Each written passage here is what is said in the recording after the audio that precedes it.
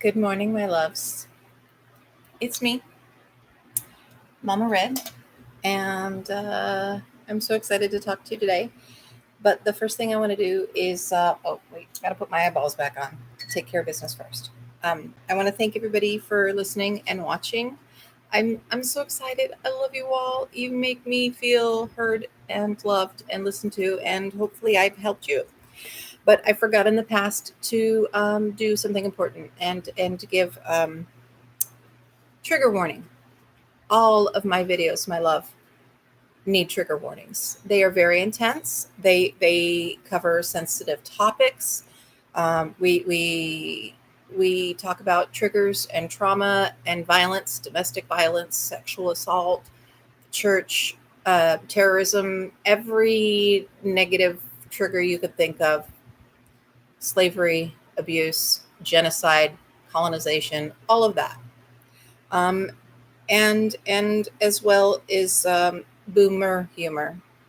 Sorry, we're gonna do some boomer humor, some dad humor, and get through this together. And this is gonna be long. I don't know how long. Probably about an hour. So the first video of my coming out was kind of telling about me and the matriarchal side of my family. And so I want to talk about the men the men in my life. I think we lost the connection. But anyways, I'm going to talk about the men in my life, and I don't have glasses on right now, so if you are talking in the chat, I can't see it yet. I'll have to put them back on. But I'm going to go through and so today I want to talk about why do our heroes have to die, um, and and why they do die, and how we leave them for dead. Um, and I want to talk about veteran suicides in this country, which is it's despicable, to be perfectly honest. And I put links of suicide statistics and deaths.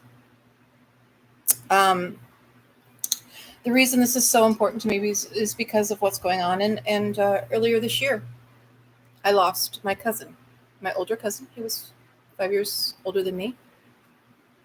And he was a veteran. His father was a veteran. Our grandfather was a veteran. Um, Navy, Army, and my cousin. He was the oldest son of my oldest uncle, my father's big brother, and so his father was a retired Navy man, weather engineer, was on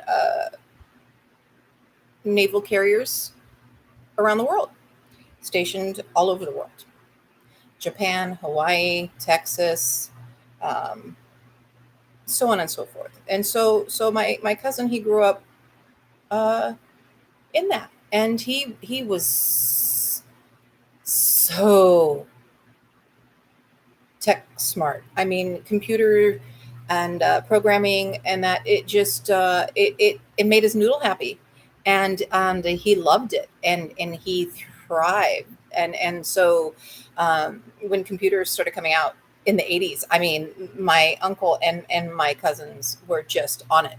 They were in the military. It was technology, it was communication. They were stationed around the world. It was immediately embraced. Also love science fiction. Huge sci-fi fans, sci-fi family. We love art and theater and music, drama. Grandfather helped build and would perform at local community playhouse. And and my uncle, who retired from the Navy, he was a wonderful man. One of the adventures we went on was when the movie Dune was released in theaters, and just happened to be, I believe, 84 ish. And our family flew to Oahu because that's where they were stationed to stay for winter holidays. And one of the things we did is we went to go see Dune together. And we're a large family. We're not tiny people. I mean, we're short, kind of. The men are about between 6'1", 6'4". The women in the 5 foot range. But and we're all plus size, fluffy people, like our friend Gabrielle Iglesias, who I love. Um, and we went to go see Dune, and it was this little tiny Honda car, and we my older cousin had already signed up and left for the Navy. He was 16 or 17. He graduated early. Um, he was a big nerd. He was a lot like the boys that I see in Stranger Things, in the AV club, and then later in the D&D club. That's who he was. That's what he did, and he chose when he graduated to go into the military, and he went into submarines, which is very exclusive and very hard. He had to work very hard because he had to really lose weight, maintain that low weight, and he was just almost too tall. He was a big boy, and it's a lot of isolation being in a sub. I don't know how many people who have friends or family members who were in submarines, but you're in isolation underwater for months and months and months at a time, and you have absolutely no contact with your family. You're not allowed to do it. It's a military secure risk. But he did a lot of reading, very small storage space. They have bunks, right? Flat bunks, and they're steel, and the sort of bunk mat lifts up so that the whole bed has a very small few inch of storage. And so his was filled with books and manuals and information. And when he retired, he started his own, he worked in technology and things like Google and Apple and Chrome and, that techno world. And he started his own company helping to find people in other parts of the world who wanted to come to America for opportunities and education and have an exchange of knowledge and build community, global community. And he did that. He helped many people uh, come from other countries to work in America.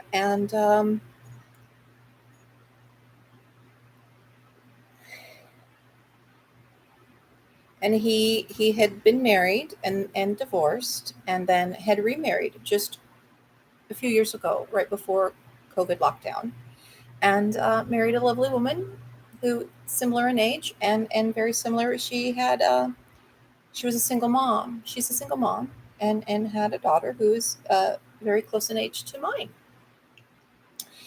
And so because of that, we were slowly beginning to reconnect because we had had a falling out after September 11th, unfortunately,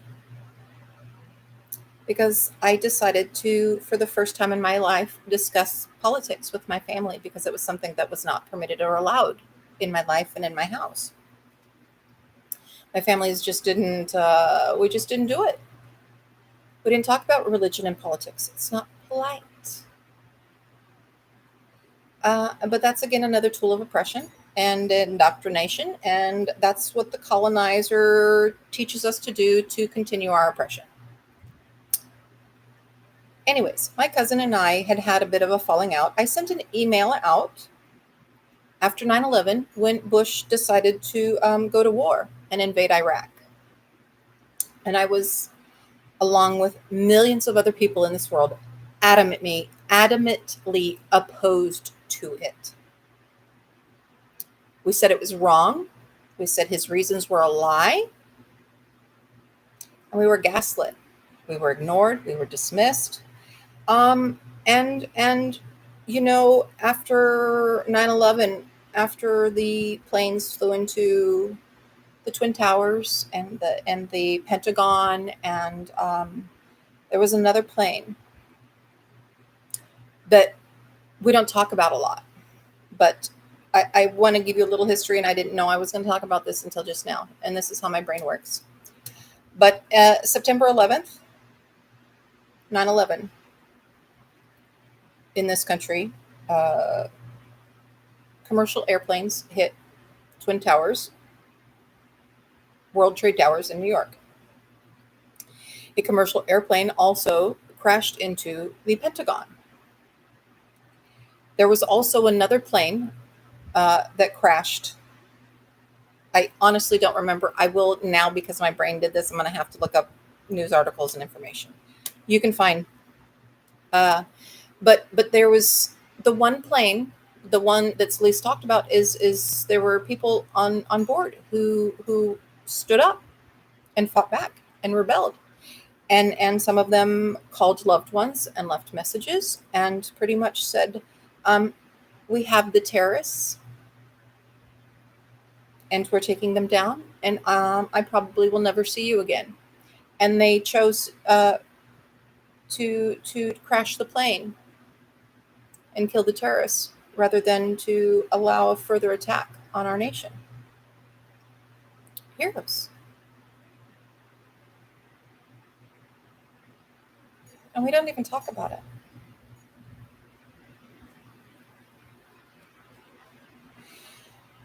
And so we go on, and it's been, all these years, and so we lost touch because I said, I sent an email out, and I sent it out to all my family and friends, simply expressing my opinion and feeling about the war and how I was objecting to it, and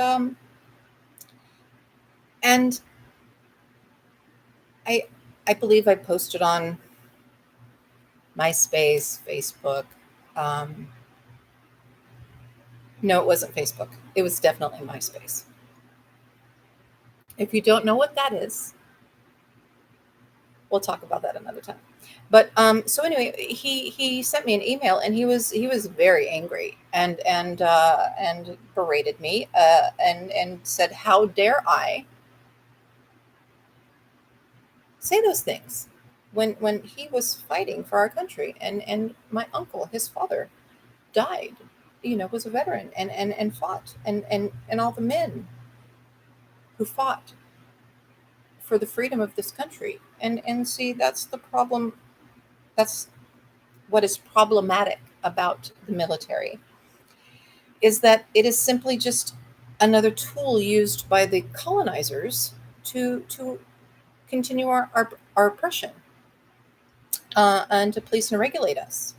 And our police and military, they are used as weapons against us.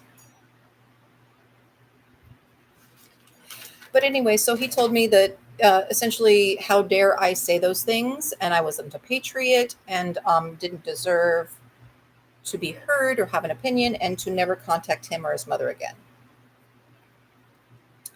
And I heard it. It hurt my feelings, but I ignored it, and I didn't ever confront him about it. It was his feelings and opinions, and he's entitled to them. And then, our dads got older and sicker, and his father passed. He had cancer. We apparently have a form of blood cancer that runs in our family. It's genetic and runs through our family. Sorry, I'm stimming with a hacky sack. So his father died, and so my father and I went to the funeral for him, and I saw him, and we spoke. We were cordial, but we never reconnected. There was always that unspoken animosity and such, but it was just life. But again, so things had changed. He had retired. He had just turned 55. he was a newlywed and he had a new business, and they moved across country, and they bought an RV, and he had his daughter. He's a new dad, and he chose to homeschool. And they had an exchange student living with them, and things were going swimmingly, and talking about family reconnecting and trips. And in the meantime, apparently, he had been suffering from terrible migraines with absolutely no pain relief for years because of a thing called an opioid crisis in this country. And so one day, not too long after New Year this year, apparently he went into the bathroom. I could be wrong about facts, but that he went into his room or bathroom and took his life, unalived himself, committed suicide. And his daughter found his body, baby, 10 years old. Her daddy. This is how we treat the veterans in our country. He retired. He was discharged with high honors. He was a shining example of what we call the American dream, and opportunities available for veterans who sign up and sacrifice their lives to protect and preserve this country and the freedoms that we all have. And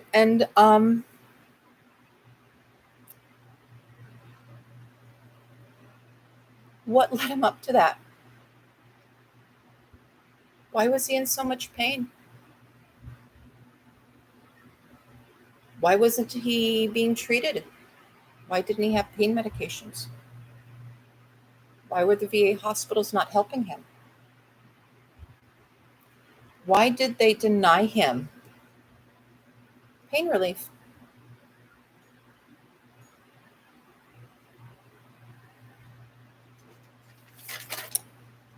I don't know. I really don't know. And there's, I've talked several times before I get there. So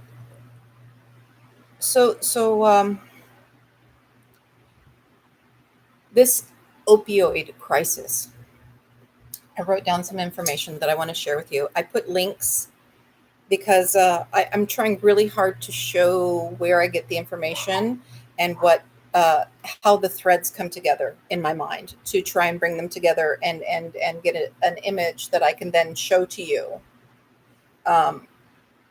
speak to you. But so let me find my notes about the opioid crisis because I lost it. I completely lost it. But anyways, so the opioid crisis is, oh, here it is. And I put the link for the article and the stats where I found this. And it says in opioid deaths in this article, from 1999, this is the study, from 1999 to 2016. There was approximately 453,300 deaths attributed to opioid abuse. That's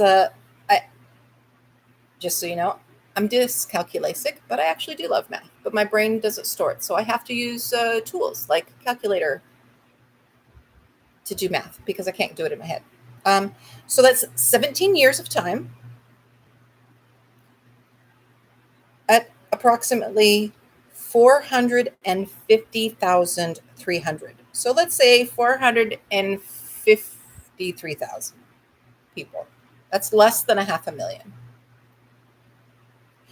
That's approximately 26,665 lives a year that we averaged. For 17 years, every year we lost more than 26,000 lives. That's serious. How many people have we lost to COVID already? More than 1 million?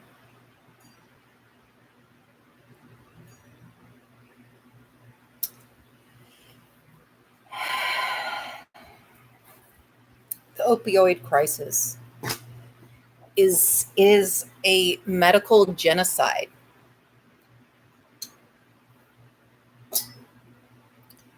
It's taking facts and conflating them to create a panic about an issue that is an issue, absolutely, but messes up on how to fix it and solve it, instead of helping people who were struggling and in pain and needed support. They just simply cut off their access to the pain medication.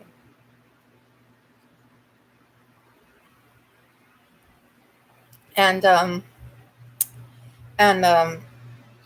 left people to suffer in pain and silence alone.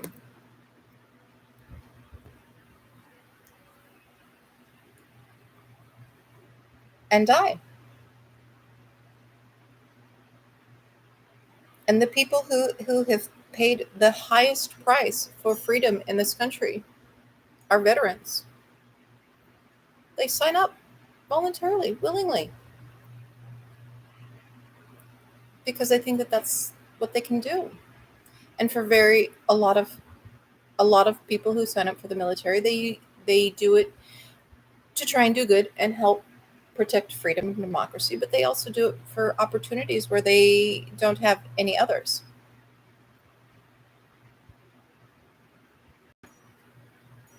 We send military recruiters into our public schools.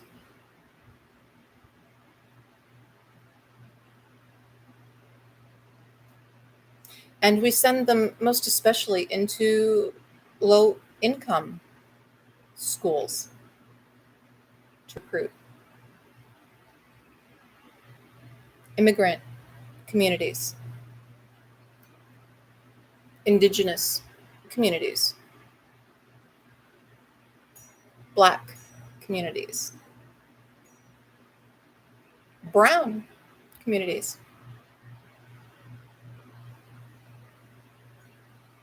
low-income communities, where these young people have been told that education is the key to success. And if you want that American dream, you're going to have to get an education.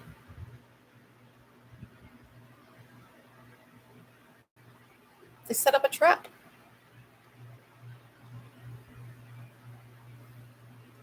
A trail of breadcrumbs for people hoping to escape and have more opportunities and a better life for themselves and their families.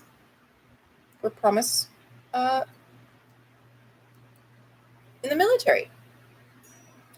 And we promise funding when they finish their terms of enlistment, typically 4 years. And during those 4 years, they give up their lives completely, 24/7, except for a little bit of leave. They put themselves in front willingly, their minds, their spirits, their bodies, their families, their choices in lives. They volunteer to be heroes. Digging a latrine, flying a jet, general to foot soldier. They make the same sacrifice. And it's not just one individual person. It's the entire family. who supports that choice. Because we're not alone. We don't live in a vacuum. So, how do we treat these military people and their families? Do we gladly provide for all of their basic needs so they can focus on fighting for freedom and democracy? Or do we continue to cause their suffering and struggle?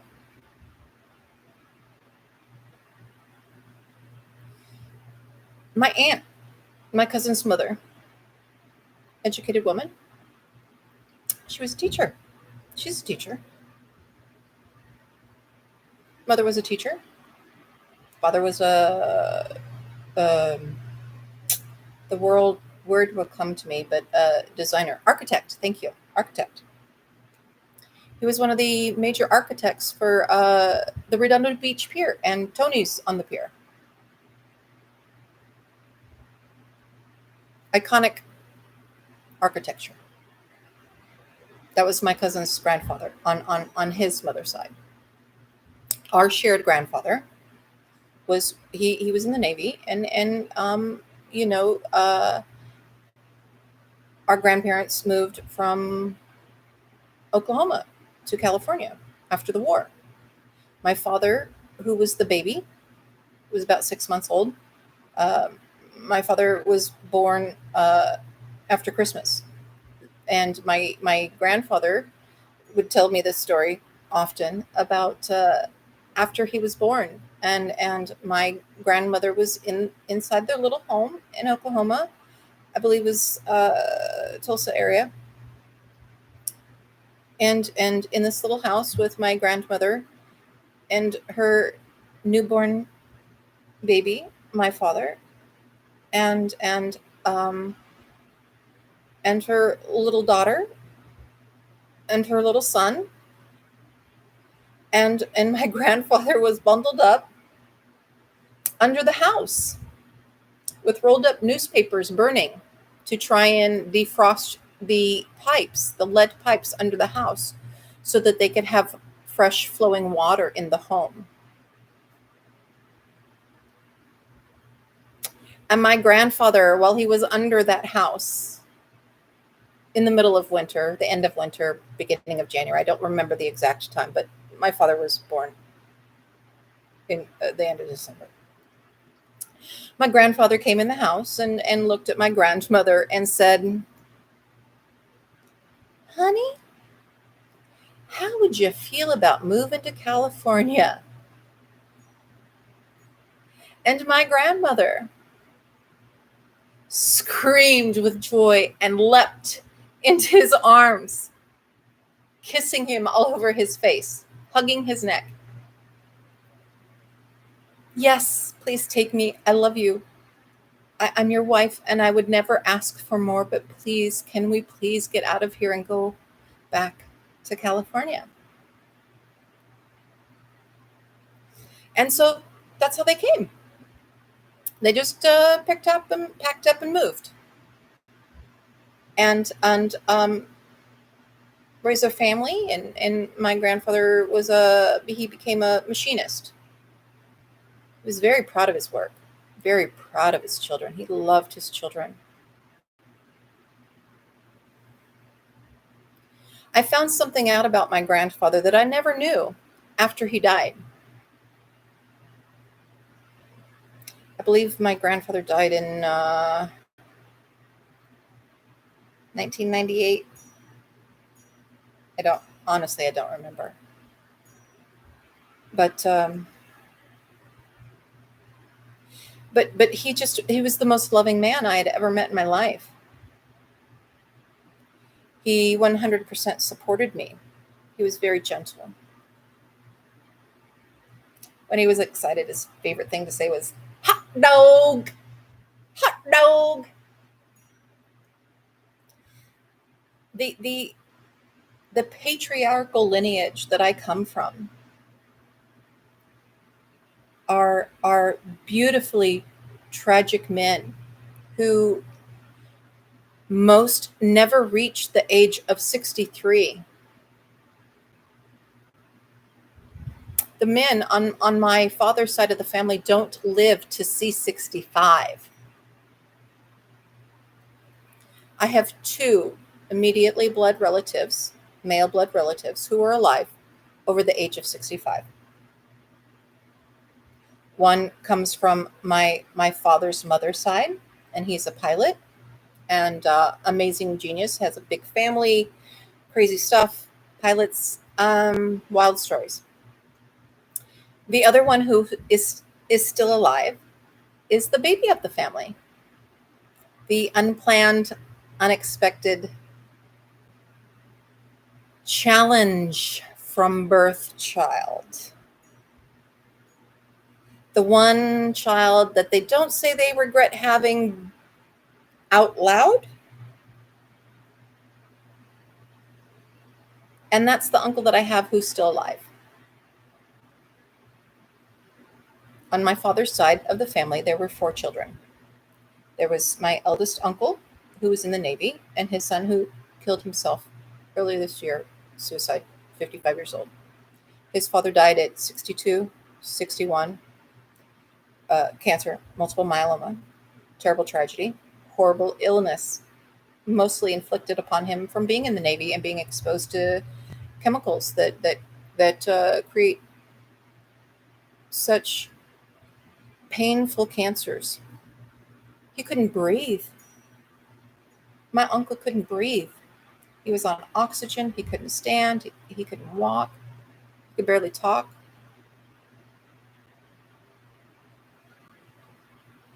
And one of the best memories I have, I mean, he'd do lots of things. He would pick the worst B movies you've ever seen in your life. It was like a competition of who could pick out the worst movie at the video store, and then we would have to sit around and watch them as a family. Mostly science fiction.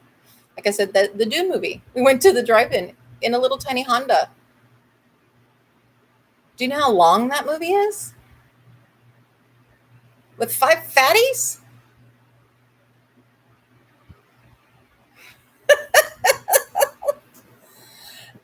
Um, and we had to tell my cousin about it because he was away on the ships. Because that's what we do. But I'm going to get back to my uncle who is still alive and how much of a part he's been of my life and helped to love and support and teach and protect me. Because in my life, I found out again things that I didn't know.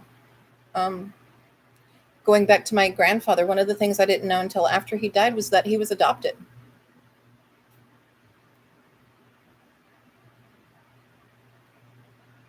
You were supposed to be ashamed of being adopted. You were a bastard. You were not legitimate. And I don't know the whole story. I don't know the truth of what happened. The only thing the information that I've been told through different family members was essentially that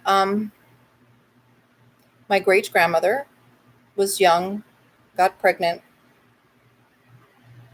and died or was unable to care for her baby. The father, the great grandfather, was unable or unwilling to care for the child. I don't know. Again, I don't know what the situation, the circumstances. I just know that they were in Arkansas. And when my grandfather was born, my grandmother and her husband, who was a family member of the birth grandmother, the birth mother of my grandfather. I know it's confusing. Anyways, so this girl, they took my grandfather as an infant and loaded up their few possessions in a covered wagon and left Arkansas and moved to Oklahoma.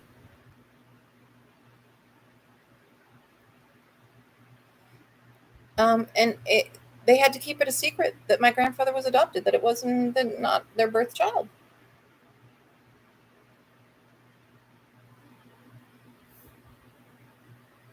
Our history is lost.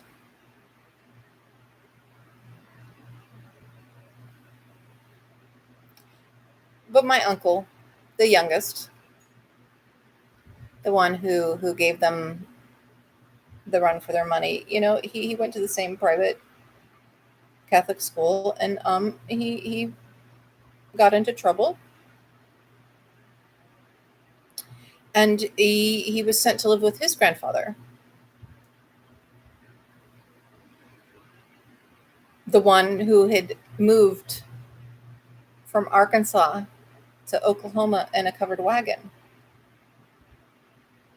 because when my grandfather moved to California, he brought his father and mother with him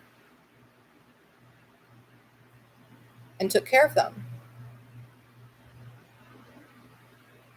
and brought my grandmother's father and mother to California and took care of them. And I went with them. I saw them when I was little. Most of them, they were bedridden mostly. And my grandmother, my great grandmother, who raised my grandfather, sweet, funny, rough. Oh my gosh, I loved her. But I would see a gentleness to my grandfather when he was with his mother, who he adored, because she rescued him and saved him and raised him and educated him and fed him. And he felt he owed her everything in the world. And so he took care of her and would visit. She had to go into a nursing home, and he would visit her every day. And my grandmother was very ill.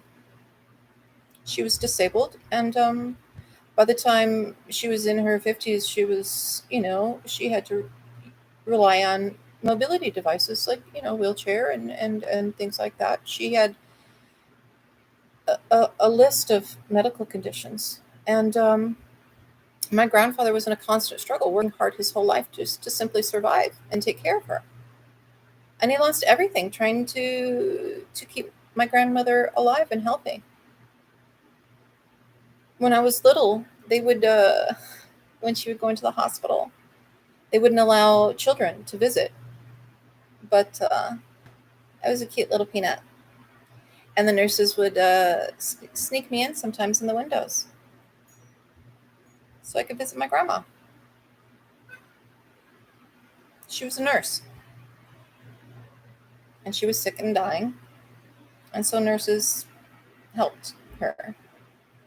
And my uncle, who again got into trouble in the 60s and struggled, he was a hippie. But you weren't allowed to be a hippie because you were a military Catholic family.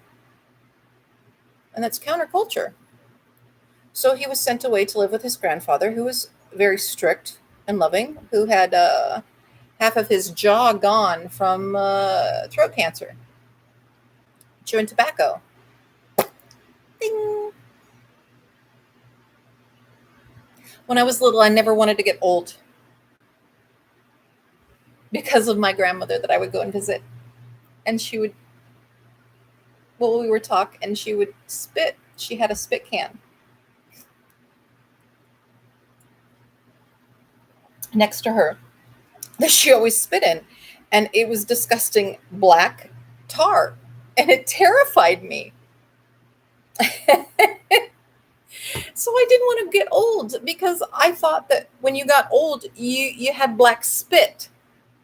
I didn't know she was chewing tobacco. In my childlike innocence, I just thought it was because she was old and gross.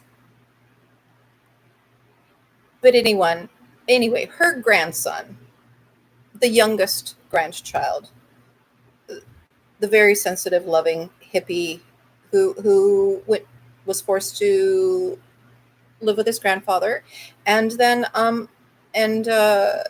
joined the military and went into the army as a newlywed and a young wife, were stationed in Germany. And my aunt was pregnant with my cousin. We are 6 months apart. I'm the elder. I'm the summer baby, and she is the winter baby. And my cousin, my older cousin, his youngest brother was in the same time period. We were all 6, 8, 9 months apart, just within the same year. So we were all the same age, the three of us. And the fourth sibling was a woman, female, and she never married and had children. But she worked with foster kids and people in the system and education, and her story is separate. But anyway, so the youngest son, seeing his mom sick and ill and what he went through in life, and he joined the army and had his first baby in Germany and came back home and uh, did his 4 years, and he went back to school and he got I believe, a realtor's license. He became a real estate agent, and lived in the South Bay is where we lived, and he was selling homes, and I remember we were very little in this very small town, and Southern California, South Bay area. It's very tiny, and close to the beach and such. And they bought a little house, and for his little family, my uncle had three daughters. Um, the oldest is again the same age as me, young, 6 months younger, and then the middle child is 5 years younger, and then the youngest I think is 8 years younger than us. Then so. But my uncle, was married to my aunt. She similar life. She was going to school and she worked at the VA. Was a science technology phlebotomist. She would do things like blood testing to match for people who needed blood transfusions for surgeries, and she worked in a VA hospital because that's how she thought she could help support, and she was very supporting, uh, and strong-willed, and taught me a lot. But back to my uncle, he went through, and he was a realtor, and they bought their house and doing things, and then he went back to school to become a nurse, and he did. I remember going to his graduation, and they moved out of state in the late 70s, and that was my father's one of his greatest regrets in life, was that he didn't move out of state with his baby bro, because it turned out all four siblings were in general Pacific Northwest type area, and so he felt very isolated. My father felt very isolated and separated from his brothers and sister, but he went out of his way to spend time with them. But anyways, my uncle he is an amazing man. He's alive. He's thriving. He's been married and divorced twice, and he has a life partner who he loves and adores, who's also a nurse, who worked in gynecology and OBGYN. And my uncle did time in OBGYN and would help pregnant people and in delivery. One of the first male nurses into the industry, and his mother was very angry at him for doing that.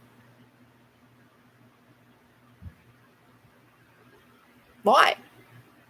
Why was my grandmother mad at her son for becoming a nurse? He was taking jobs away from women.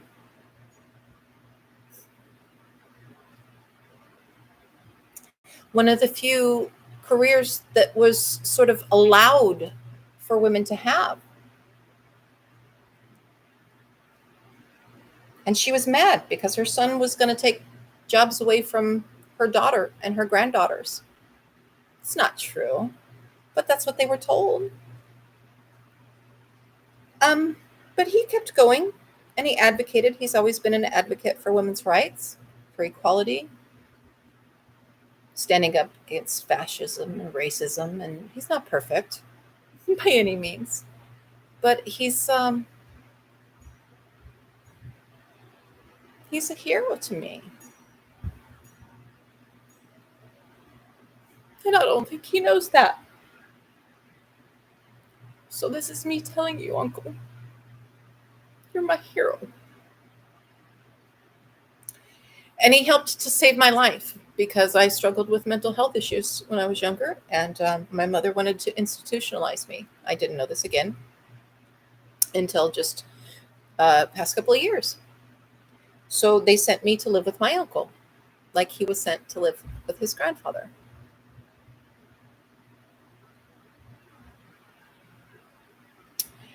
Um, so my uncle continued to go to school, and he eventually became a nurse practitioner, which is essentially just a step below being a doctor.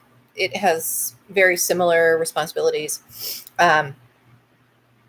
Treat patients, prescribe medications, but because his mother was homebound, he worked on being in the homes and going to take care of his patients in home, and eventually started his own business to do that, to go in homes and help take care of people, and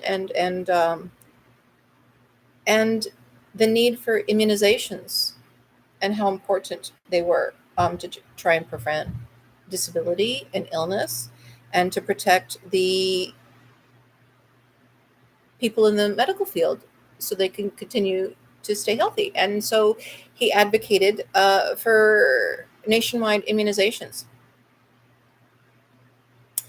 He worked with the CDC to establish protocols so that anybody could get a flu shot.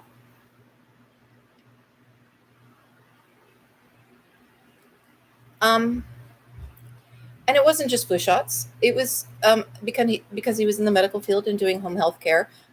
There was a need for people who needed to get immunizations, and they were hard to get to. So um, it was one of the first type walk-in in retail settings, like grocery stores and pharmacies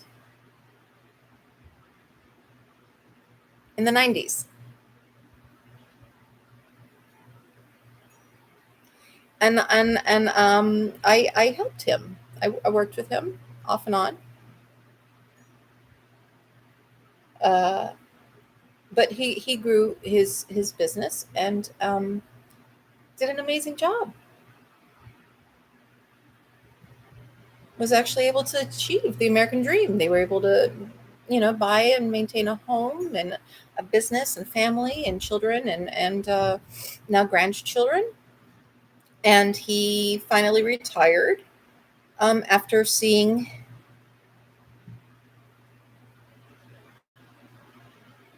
he watched his big brother, his oldest brother, die of cancer.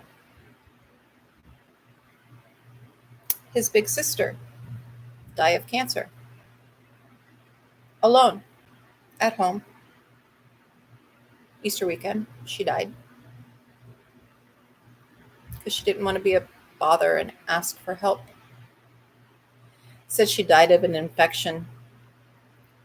Essentially, she got sick, and she was throwing up and had diarrhea, and she couldn't keep anything down. And instead of going to urgent care after going through chemotherapy and radiation to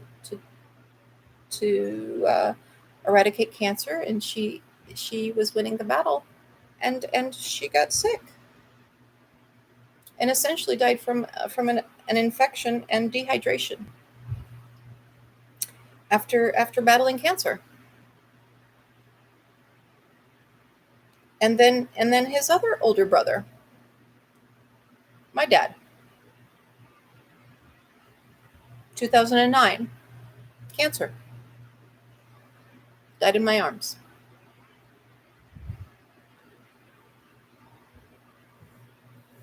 By the time uh, the doctors, the oncologists, the nurses, agreed to give my father the pain medication, the opioids, the morphine, it was too late. He finally got pain relief, but it meant talk anymore or stand. But we communicated with our eyes, and I knew he had a need, and I helped, and he died in my arms. And again, my uncle saw this. He lost both of his brothers and his sister and his mother to cancer.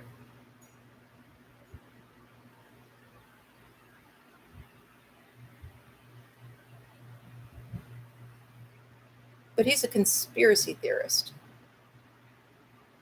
pushes poison on people, vaccines, immunizations. He spent his whole life trying to save people's lives. And people in this country today would call him horrible names right now.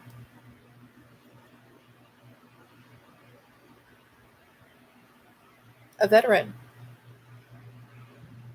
He's a veteran who actually was able to achieve the American dream, even throughout tragedy. And we're shitting on him still. He's the only one who lived past 63.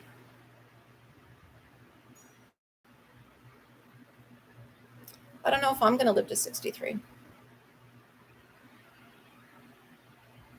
I'm 51.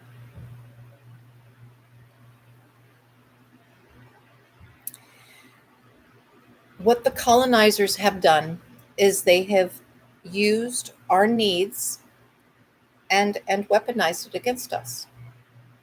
Our pain has now become a weapon. And that's what they use to control and manipulate and to inflict genocide on its own peoples, left to die in agony alone.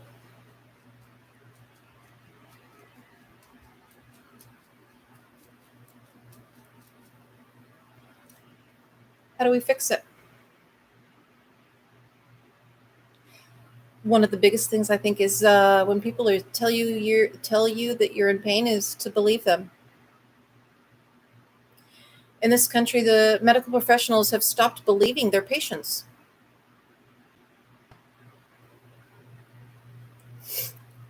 They don't treat our pain. They don't take it seriously. They think that we can yoga, Pilates, organic, positive affirmation our way out of disease and virus and oppression and poverty and contaminated water and contaminated air. If we just try harder, if we simply prayed harder, if you just vote harder, one day we will listen to you.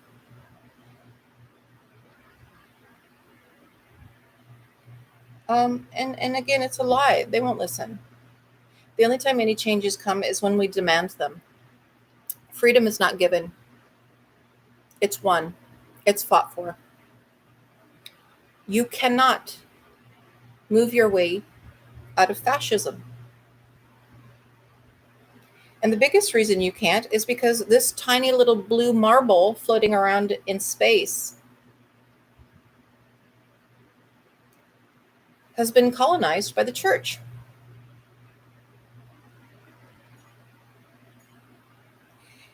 And they've been doing it for 2,000 years. And I'm just going to keep saying it until you understand the depth and breadth of how they have continued to enslave and oppress us. If you think you are free today, I would like you to try and reconsider the truth.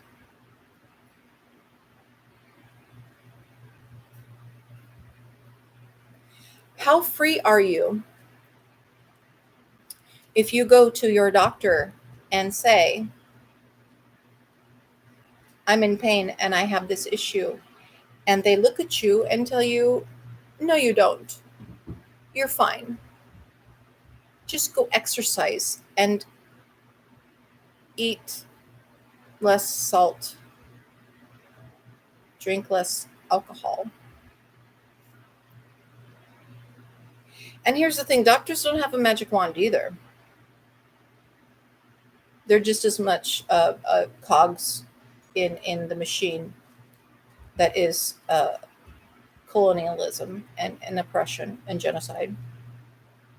But they do it to save and protect themselves,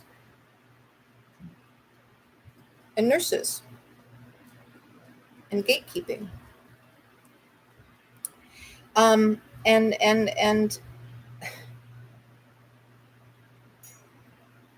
how do you fight back? How do you get pain medication and management? How do you stop dying alone? How do you get people to listen to you and believe you and provide your basic needs? A doctor cannot solve poverty. A nurse cannot solve misogyny.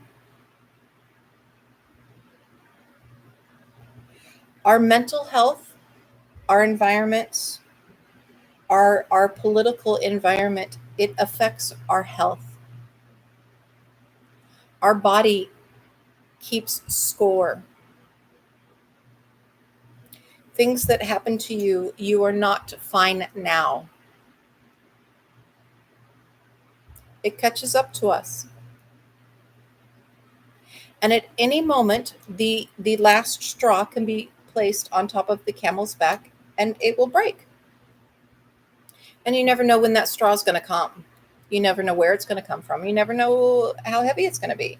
And I talked in the last video about being depressed and oppressed, and how we victim blame and shame.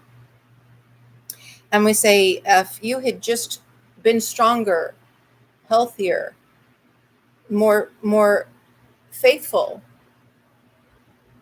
things would have not happened to you. And one of the things that I liked to talk about is an example of a professor, teacher, instructor, school and college, who tried to explain what systemic oppression is, and microaggressions and things that are said to us on a daily basis that are just very tiny things, little grains of sand. But every mountain is made from grains of sand and stone.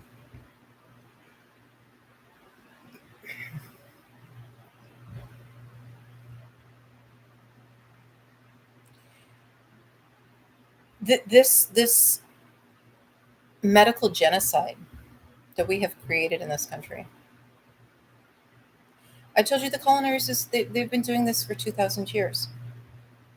This is not the latest plague to decimate the population.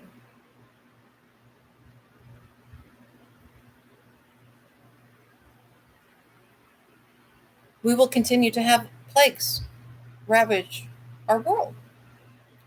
The more we grow and expand and destroy natural habitats and encroach upon nature with our ideals that are so opposite of harmony in nature, instead of becoming one with our environment, we destroy it and make it what we want. And it doesn't last, it's not sustainable.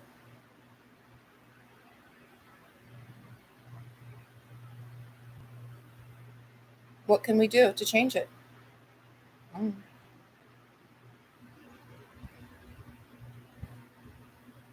But I want you to be aware. I want you to wake up. I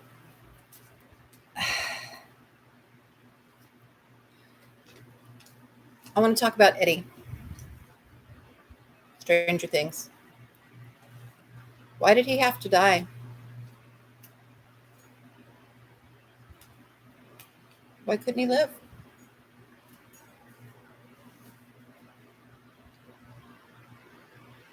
because we have to make the ultimate sacrifice to save ourselves and the people who we love and care about. You can't half-ass it.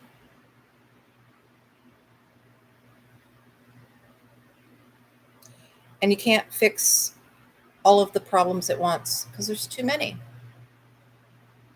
We can take them in little steps, baby steps.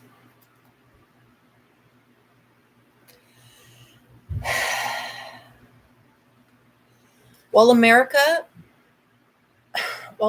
was trying to live the American dream for these past 50, 70 years since World War II, America and the world fell asleep at the wheel. And we're just waking up, realizing that World War II never ended. It just simply slid into World War III.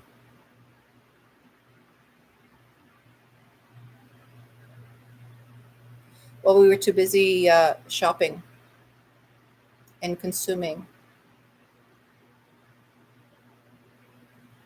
to pay attention to what's going on around us.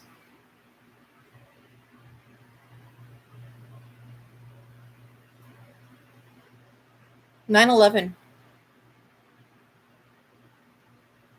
when those heroes who crashed that plane to save another tragedy so it wouldn't hit the Pentagon, wouldn't hit trade towers, wouldn't kill other people, they sacrificed their lives to try and save us. And our president,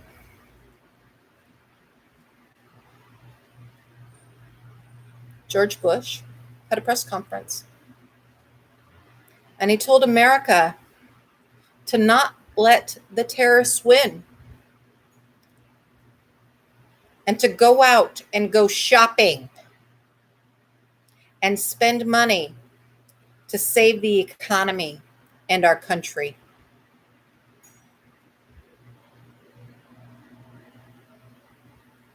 That's the Bush's plan. I want to remind you that the Bushes are oil barons.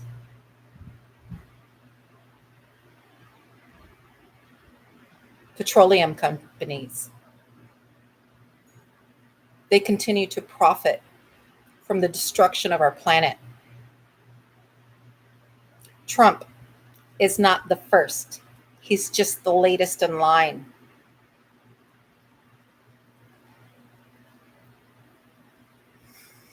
I'm sorry, my loves, but we still have spice. We have flavor. We have flavor. We have each other. We have our stories. We have our music. We have our art. We're just going to keep dying, but we're also going to keep living and fighting and speaking out and not being silent and not being smashed into an automaton and thinking for ourselves. And we're going to reach out and take each other by the hand and build a bigger community table, a global community table. Because right now, if you were wondering what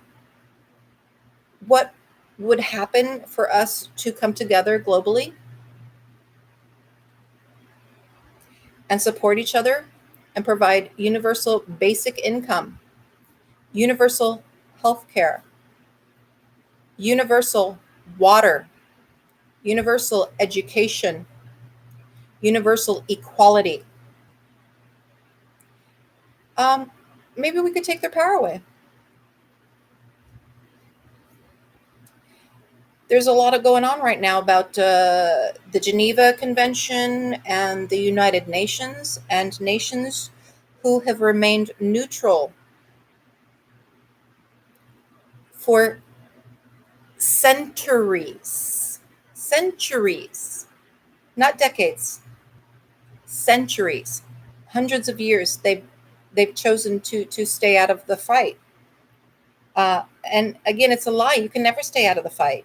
You just choose whether or not to acknowledge it and to fight, or to be complacent and to be a pawn and to be cannon fodder and to be traumatized and to continue to inflict that trauma on your children and your grandchildren and your neighbors and the people in your church and community.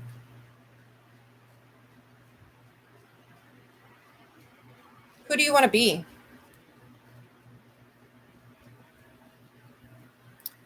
What do you want this world to be?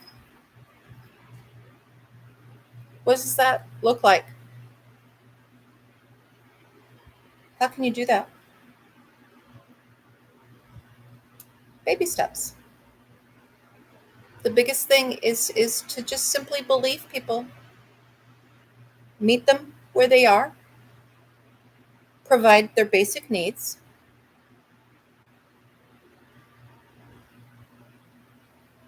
And do it unconditionally. Don't allow them to hurt you or engage negatively. People are going to think what they think about you. It's not your job to control what someone else thinks of you. You can never change someone's mind. They have to choose that. That's an action. It's not a passive thing. You just have to keep being you and doing the right thing and acknowledging when you make a mistake, try and correct it and take a different course and do better. But mostly just love and support each other. And if someone tells you they're struggling, or if you see someone struggling, help or get out of the way. Don't make it worse. Don't be a gatekeeper. Don't be an abuser. Don't be a victim blamer. Don't be a shamer. Be love and supportive. Because we can do this. We really can. We just have to not be fooled by the illusions of empty promises. Because they will just keep reneging on their promise. They will just lie and take it away. And it's been proven. This last week, one of the additional things that the Supreme Court did was they took away treaty rights to the indigenous peoples in this country. Yet again broke another treaty. This is coming on the heels of finding out these studies of the number of children who died or were murdered in indigenous schools, in state schools and government schools. These children were ripped from their families. These beautiful babies. Their families had been here for centuries. And we ripped them apart.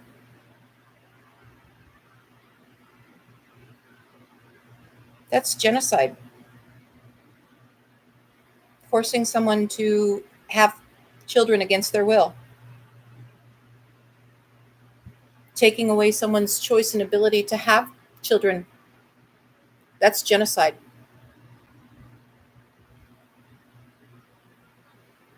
Denying someone adequate health care and preserve their life. That's genocide.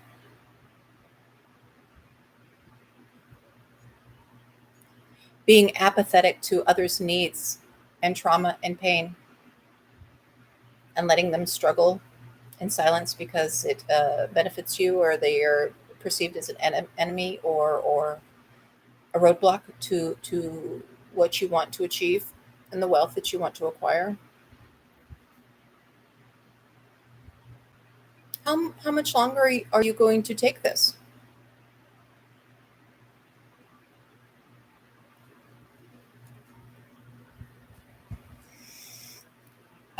Again, my loves, I'm sorry. I'm going to make you think. I'm going to make you mad. I'm going to make you sad. I'm going to make you angry, but I want to circle back around. I want to circle back around and ask again, why? Why do our heroes have to die? Why must they sacrifice themselves?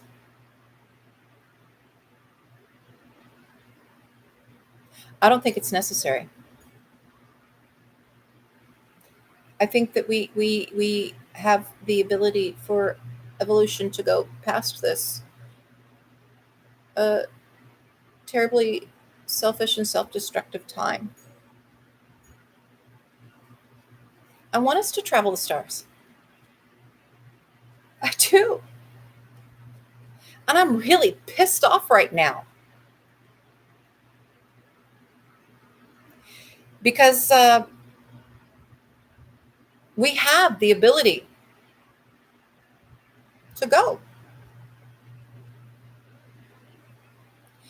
but we can't let them.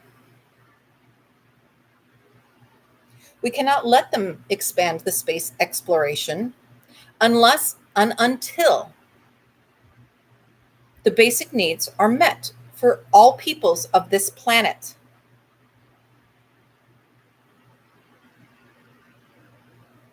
You cannot move your way out of fascism when you take it with you.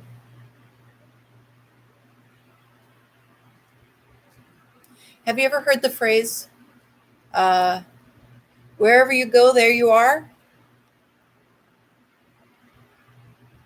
You can't move away from your problems because you take your problems with you. Because we're human. And our basic needs are denied and weaponized against us. And we are told to bootstrap it.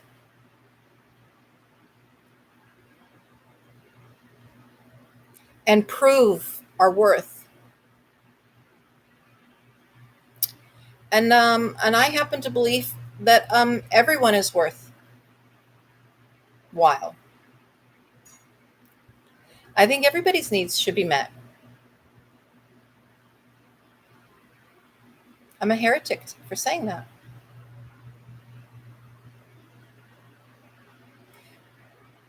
They burned people at the stake for saying what I'm saying to you right now. This is freedom of speech. This platform, it's one of the last things we have because they've taken everything away from us. Everything. Every country has. And they're trying to take this away from us too.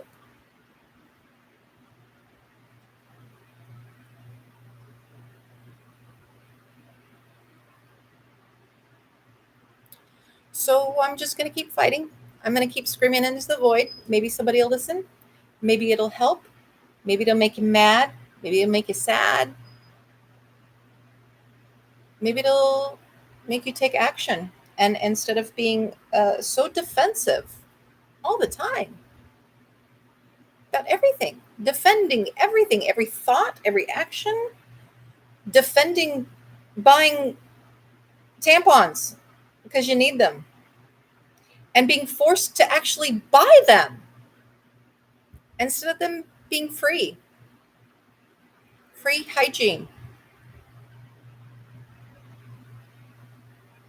Diapers, toilet paper, wipes, water, food, medicine, clean air, clean water, clean, safe housing, free education, free, safe education. There's people fighting this. We're winning. That's why everything is going so crazy right now, because they're losing. This 2,000-year-old playbook, it's starting to fail. Because we've taken the offensive.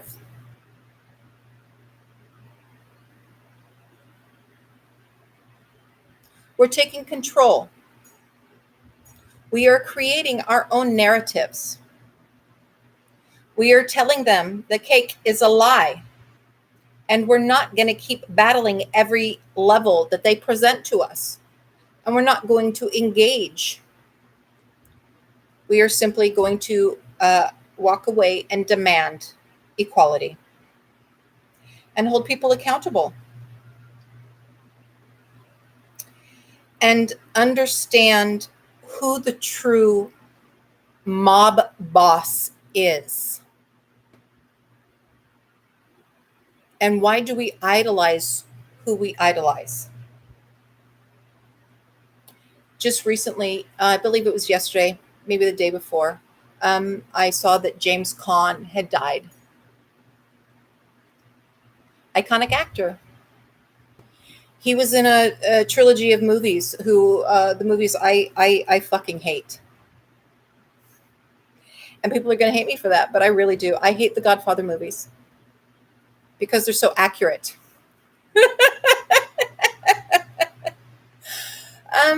My godfather was murdered by the mafia when I was a child.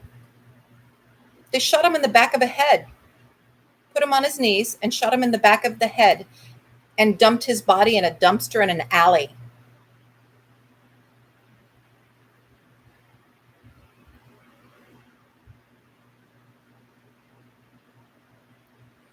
The religious white right in this country is very, very, very scared. That's why they chant crazy things. You will not replace us. Who will replace you? Your children? Your grandchildren will replace you if you choose to have them, if that is a choice given to you, or if it's a choice you demand to take.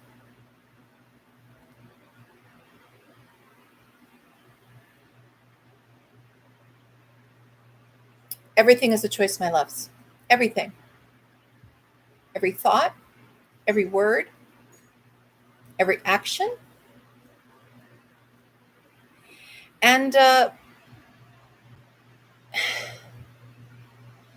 your doctors can't fix your depression. Sorry.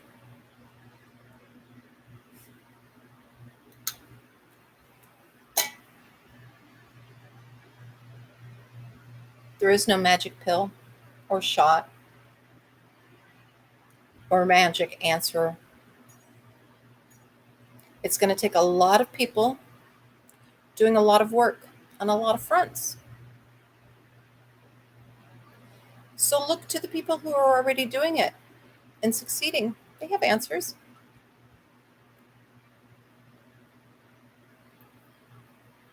When was the last time you actually had a conversation with your neighbor?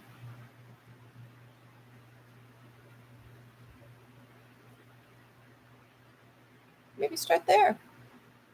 Check on them. See how they're doing. They need anything from the store? How's their yard look?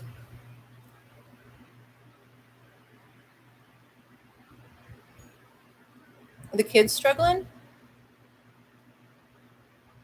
Do you hear the kids outside a lot? Think maybe their needs aren't being met? How can you help? Be a neighbor. Snacks. Kids are playing. Hey, kiddos. Got some apples over here. You want one? It's really not hard, my loves. These answers are easy, and it's the kiss of death. My dad used to say this. I've heard a lot of people say this. It's keep it simple, silly.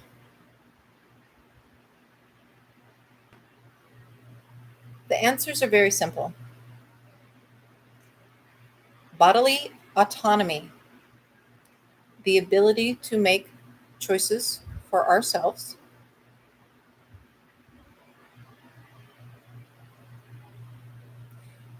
and our basic needs. We know what those are. So, which person are you?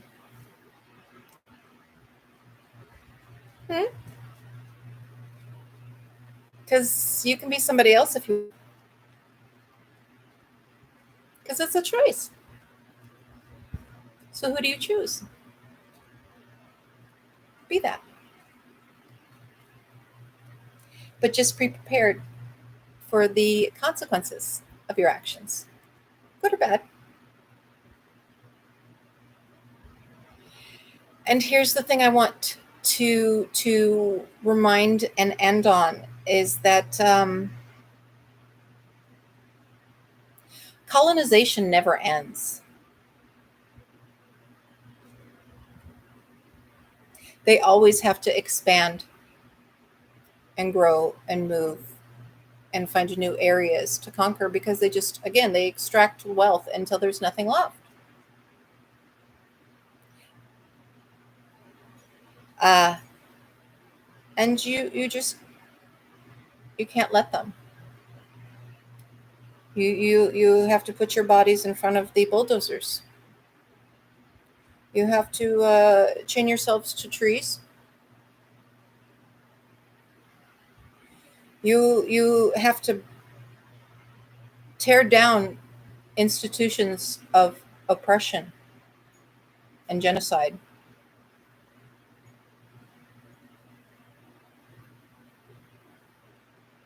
And you have to choose life and choose love and unity and acceptance and support, and stop killing off our heroes when they can live if they're just supported and accommodated and believed and their basic needs are provided for. That's it. I love you so much. I'm so excited about this adventure. So things that are going to be coming soon. My kiddo and I working on this channel together, and so I'm the rambler, and you all have the questions, and I have answers, and I would love to share them with you. So we are planning, hopefully very soon, to start doing a little bit of a series here on the channel of catch up, question and answer, because I want to help you catch up. It's really hard to catch up. You need someone to stop and reach out their hand to you and help bring you forward with them. And that's what I'm here for, my loves. And I'm going to be honest and truthful and brutal, and I'm going to make mistakes. I'm going to be wrong, but I'm trying. And that's all we can do.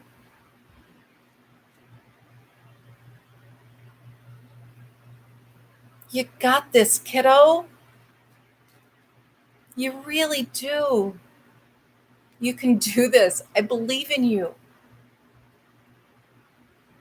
And if you think you're alone, you're not, because we are all here together.